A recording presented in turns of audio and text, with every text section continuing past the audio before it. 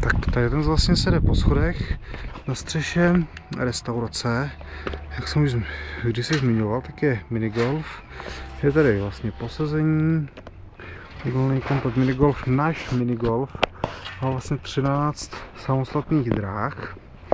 Takže no, myslím, že si to můžeme klidně takhle projít celý, můžeme se podívat, co je jak. Takže povrch je tady vlastně udělaná taková jakási umělá tráva, je to povrch udělaný vlastně z drcených pneumatik, upravený, takže nám to tady bezvadně slouží jako pochozí střecha toho objektu restaurace, který je pod námi.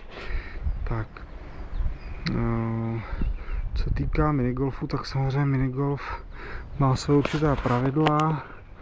Máme na to vlastně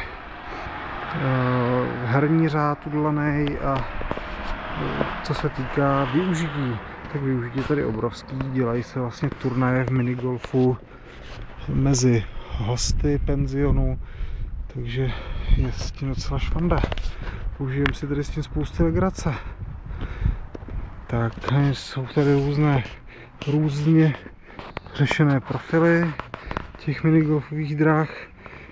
Hosté se samozřejmě nikdy nemůžou trefit, protože si to trefte takovou dírku, tady je tam vrdí, jo. Tak, tady jdem zase ven.